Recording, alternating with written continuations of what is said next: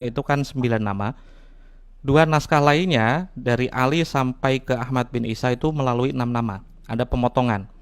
Nah, dari 4 naskah yang bisa kita capai itu tidak ada satupun yang divalidasi atau mendekati masanya Al-Janadi. Itu clear. Kitab As-Suluk itu selesai tahun 720, Al-Kamakol 715, dan naskah yang paling tua yang kita miliki itu naskah yang disalin ulang tahun 820. Berarti kan selisihnya hampir 100 tahun tuh. Bukan dari wafatnya Al-Janadi, tapi rampung tulisan As-Suluk, kitab As-Suluk itu tahun 720 lah. Asumsinya 720 sampai 820 itu kan ada 100 tahun. Nah, saya berusaha mencari naskah aslinya atau naskah yang Sohahahul Janadi itu belum ketemu sampai sekarang. Tapi saya punya cara yang lain untuk mengetahui Al-Janadi itu mau nulis silsilahnya Ali bin Jadid itu seperti apa. Dari orang atau intelektual, tiga orang, satunya itu mendapati masa hidupnya Al-Janadi sekitar 10 hingga 20 tahun. Yaitu Al-Malikul Afdal dalam Al-Atoy Asaniyah. Silsilah Ali bin Jadid itu 9. Saya bisa menampilkannya seperti ini, Pak. Nah, kitab ini Al-Atoy Asaniyah, halaman 460. Dia seorang raja dinasti Rasuli, wafat 778. Konon dia itu umurnya 75 tahun. Berarti kan 778 dikurangi 75, berarti kan dia mendapati masa kehidupan Al-Janadi ya maksimal kan minimal 15 atau 10 tahun lah, 10 tahun. Dia seorang intelektual, diasuh oleh seorang raja, dan besar kemungkinan karena redaksinya sangat mirip, nomor indeks 538 dia itu menulis silsilah Ali bin Jadid sama persis dengan naskah 838. Makanya bagi saya yang paling sahih atau maksud dari Al-Janadi menulis Ali bin Jadid itu silsilahnya seperti apa, ya bukti atau evidence, bukti material yang bisa kita raih itu dari orang atau intelektual yang mengutip pendapat Al-Janadi, yaitu Al-Atoya Asaniyah. Dia menulis 9 orang ya, berarti Ali 1, Muhammad 2, Ahmad 3, Jadid 4, Ali 5, Muhammad 6, Jadid 7, Abdullah 8, Ahmad bin Isa itu ke 9. Itu. Jadi kalau bisa dikoroborasi, kita konfrontasi antar naskah dan orang yang mendapati masa Al-Janadi dan membaca naskahnya langsung, karena dia kan pasti bersumber dari naskah yang paling dekat dengan masa kehidupan Al-Janadi, maka silsilah Ali bin Jadid itu seharusnya tidak problematik karena ada orang yang menjadi saksi hidup Al-Janadi menulis. Dan dia orang Yaman, Pak. Dia seorang raja dinasti Rasuli, menulis silsilah Ali bin Jadid sampai ke Ahmad bin Isa itu 9. Jadi bagi saya silsilah yang benar adalah yang versi 838, naskah As-Suluk tahun 838, dan versi Princeton mungkin tahun 1015 gitu. Itu salinan kelima. Ya, baik. Silakan ke Iman. Ya, anggaplah kita As-Suluk itu, kemudian kitab Al-Atoya Asaniyah itu memang ditulis, dicetak sesuai dengan manuskrip aslinya. Tetap saja ini nasab daripada Ba'lawi ini yang kemudian mencangkok ya kepada Syarif Abul Jadid itu nyambung kepada Abdullah ini yang dimaksud misalnya oleh Al-Atoya Asaniyah. Karena apa? Karena tidak ada satu kitab pun yang menyatakan Syarif Abul Jadid ini punya adik namanya Alwi dan Basri. Itu sama sekali tidak ada kitab yang menyertai di abad ke-8 itu yang menyatakan demikian atau sebelumnya. Itu adalah interpretasi dari keluarga Ba'lawi di abad 9. Bahwa ini adalah Syarif Abul Jadid ini adalah keluarga kita. Padahal itu Syarif Abul Jadid keluarga tersendiri. Dia keluarga tersendiri, seorang ulama, muhaddisin, ditulis silsilahnya oleh As-Suluk, kemudian kitab-kitab lainnya itu mencangkok kepada As-Suluk. Dari Jadid bin Ahmad bin Isa, ada yang menulis Jadid bin Abdullah bin Ahmad bin Isa. Nah, kemudian kitab-kitab yang lain yang dicetak kemudian sekarang ini Al-Atoya Asaniyah, kemudian kitab yang lainnya itu terpengaruh oleh keluarga Ba'lawi di abad ke-9 dan terpengaruh oleh permanennya nasab itu yang kemudian sudah dicatat selama 550 tahun sampai hari ini. Karena pencetakan kitab-kitab itu tahun-tahun sekarang. Kemudian pencetak atau muhakik, kadang-kadang muhakik ini kan cerdas-cerdas. Oh ini salah, ini kurang ini. Ini ada kitab-kitab Al-Burqa Musiko, ini ada kitab Al-Ghuror, ini kitab ada Syarhulainiyah. Secara lengkapnya, mungkin ini kurang. Kemudian ditambahi menurut daripada interpretasi sumber dari seorang muhakik. Itu bisa saja terjadi. Tetapi apapun yang terjadi itu, di nasab syarif Abul Jadidnya yang dicangkok oleh Ba'lawi, ini adalah tertolak oleh kitab-kitab sebelumnya. Begitu pula persaudaraan daripada Alwi dengan syarif Abul Jadid ini tertolak pula. Nah, ini Mas Romel apakah sudah menemukan sebuah kitab yang menunjukkan bahwa Abul Jadid ini, Abul Hasan Ali atau Syarif Abul Jadid ini punya adik namanya Alwi? Ketemu ya, Apa itu kitabnya?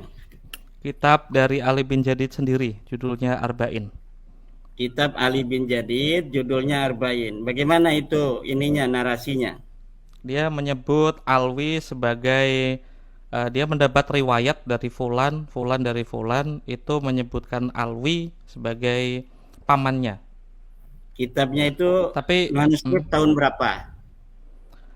manuskrip tahun dia ditulis ulang tahun 611 sebelum wafatnya Al-Janati tahun 620. Diijazahkan secara mukatabah di yang sampai kalau kepada kitab sekarang. Kalau yang kitab sekarang, Mas Romel itu. oke, saya pengen ngepresentasiin satu lagi dari Ajarus Safaf. Ini ditulis tahun 820. Jadi sebelum Ali As-Sakran itu bilang Ubaidillah, Abdurrahman Al-Khatib menuliskan ya, wakana, ini baris pertama. Iya. Wakanu lahu minal walad Ubaidullah wa akhlafa Ubaidullah Asy-Syaikh Al-Basri bin Ahmad Jidul Faqihul Imam Al-Alim Al-Amil Salim bin Basri. Salim bin Basri ini juga mengijazahkan atau mengisnadkan sebuah hadis kepada Ali bin Jadid lewat satu orang lagi ke bawah. Wa kanu masyhurun bil ilm wasolah. Kalimat seperti ini mengindikasikan kalau Ba'alawi itu sudah dikenal jauh sebelum kitab ini ditulis ya. Iya. Kitab ini kan ditulis oleh orang Balawi ya, atau oleh Al-Khatib. Iya, dari Al-Khatib dari Al-Khatib. bukan Ba'alawi. Baru 40 tahun yang lalu. Ini apakah sebagai peneliti Mas Romel tidak curiga bahwa orang yang menulis ulang ini menambahkan segala macam? Nah, kita sebagai orang yang mau meneliti ini jangan hanya mau menerima taken for granted sebuah berita, kemudian kita mengamini, oh ini katanya kitab yang ditulis abad ke-8 atau abad ke-9 sudah menyebutkan, sedangkan kitab ini dicatat baru 50 tahun. Itu kemungkinan adanya subjektivitas dari orang yang menyalin itu sangat besar. Dan kita sudah, bukannya kita ini husuudzon ya, tetapi saya sudah berkali-kali menemukan tahqiqan Ba'lawi ini bermasalah. Mereka berani untuk menambahi. Ya, kita perveran ya, Mas Romel. Seperti dalam kitab Ar-Raudul Jali itu, kalau kita mau meneliti kitab Ar-Raudul Jali itu kitab yang fihi masyakil. Ini banyak sekali kejanggalan-kejanggalan, kemuskilan-kemuskilan dinisbatkan kepada Syekh Murtado Az-Zabidi di abad ke-13, orang besar pengarang kitab Syarah Ihya Ulumuddin, tapi para peneliti itu ragu kalau kitab itu adalah karangan Murtado Az-Zabidi, seorang muhakik yang dalam beberapa halaman saja dia banyak sekali menemukan salah dalam mengutip. Dia mengutip Al-Ubaidili salah. Ternyata Ubaidili tidak menyebutkan hijrahnya Ahmad bin Isa. Dia mengutip Mus'ab Az-Zubairi, kitab Nasab Quraisy, salah. Ternyata Mus'ab Az-Zubairi tidak menyebutkan Ahmad bin Isa punya anak namanya Abdullah. Dia mengutip kitab Siri Silsilatil Alawiyah di abad keempat katanya menyebut Ahmad bin Isa punya anak Abdullah. Salah. Dan ini 3 kesalahan ini saja bagi saya, beberapa halaman membaca Raudhul Jali itu sudah dapat mengatakan ini bukan karangan daripada seorang Murtada Az-Zabidi yang seorang muhakkik. Kenapa? Kita jangan ketika menerima sebuah manuskrip kemudian kita meyakini apa yang ada di situ ketika menyebutkan abad keempat, abad kelima, kemudian kita mengatakan bahwa ini sudah ada kitab sejaman abad kelima, padahal kitab itu ditulis hanya baru hari ini. Yang menulis itu kan Alwi bin Thahir atau juga Alwi bin Muhammad Al-Haddad yang ada di Bogor itu. Lah itu skandal antara satu orang Mesir dengan Alwi bin Thahir dan Alwi bin Muhammad Al-Haddad menciptakan sebuah kitab namanya Raudhul Jali. Dan ini seorang peneliti sejarawan seperti Mas Rumel ini tidak mencurigai itu gitu. Kemudian menjadikan tapi alhamdulillah hari ini semenjak jam 7:30 sampai sekarang ini belum menyebut nama Raudhul Jali ya. Padahal saya akan mengejar di situ kalau sampai menyebutkan, tapi udah itu ya mungkin udah wali ini Mas Rumel ini. Ya, wali ya. Kemudian kitab Abnul Imam, Mas Rumel juga alhamdulillah tidak menyebutkan itu, tetapi masih menyebutkan Al-Jarus Sabab beberapa kali dengan menampilkan manuskrip yang juga di situ ada masalah ya. Manuskrip yang pengarangnya saja ini tidak dikenal orang gitu. Mas Romel sudah ada temuan baru tentang sosok seorang Al-Khatib. Saya sudah menulis bahwa sama sekali nama Al-Khatib ini yang dikatakan wafat 855 itu sama sekali tidak dikenal oleh para ulama-ulama. Kenapa kok bisa ada manuskripnya begitu? Kemudian ada kitab Al-Jarus Sabab itu yang ditulis oleh seorang yang namanya Mirip Abdurrahman, itu yang wafatnya 700-an. Nah, dan di kitabnya itu saya yakin tidak sama dengan kitab yang ada sekarang ini. Pasti nanti Mas Rumel mengatakan Bahmah Roma mengutip. Begini Mas Rumel, Bahmah Roma itu memang kitabnya ada Bahmah Roma. Tapi skandal, orang berskandal itu cerdas. Kita bikin kitabnya sekarang, kemudian mengatasnamakan Bahmah Roma, kemudian mengutip Al-Jarus Sabab. Seakan-akan rangkaian-rangkaian ini begitu hebat gitu. Tapi bagi seorang peneliti itu akan bisa mencurigai, apalagi ditahqiq oleh seorang Ba'lawi.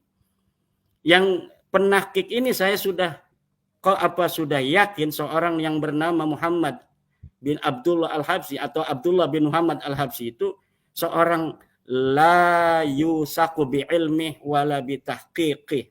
Karena seperti kitab yang dia omongkan oleh Mas Rumel, Tarikh Hadramaut, Al-Bahapi, saya sudah dapat menelusuri ketidakjujuran ilmiah dia. Karena ketika dia mentahqiq sebuah manuskrip, yang manuskripnya tidak terbaca, kemudian dia mensisipkan sejarahnya Muhammad pakai muqaddam. Nah ini kata saya ini orang tidak bisa dipercaya secara ilmiah karena dia memang di dalam footnote-nya mengatakan kitabnya ini hancur, tidak bisa dibaca. Tetapi kenapa di atasnya itu disebutkan walaupun dia pakai tanda kutip seharusnya dia biarkan kosong sebuah manuskrip kejujuran ilmiah seorang peneliti itu ketika dia mau mentahqiq sebuah kitab, mau mencetaknya dia biarkan kosong itu dia mungkin di footnote-nya dia omong menurut saya kemungkinan besar itu bicara tentang faqih muqaddam sehingga nanti orang tidak akan mengutip bahwa seakan-akan itu tulisan dari Ibnu Hisan yang telah menyebut faqih muqaddam padahal faqih muqaddam ini namanya tidak dulu disebutkan oleh siapapun kan. Faqih muqaddam ini gelap gulita, seorang wali yang begitu tinggi namanya gelap gulita di masanya tanpa ada orang menyebutkan kisah hidupnya, karomahnya dan sebagainya, keilmuannya katanya mujtahid mutlak, tidak ada muridnya yang mengarang fikih tidak ada khutbahnya, tidak ada fatwanya yang bisa kita terima sampai saat ini. Semuanya itu ditata di abad 9 begitu rapi, begitu kuat, begitu kokoh dan hari ini seakan-akan sosoknya itu begitu luar biasa.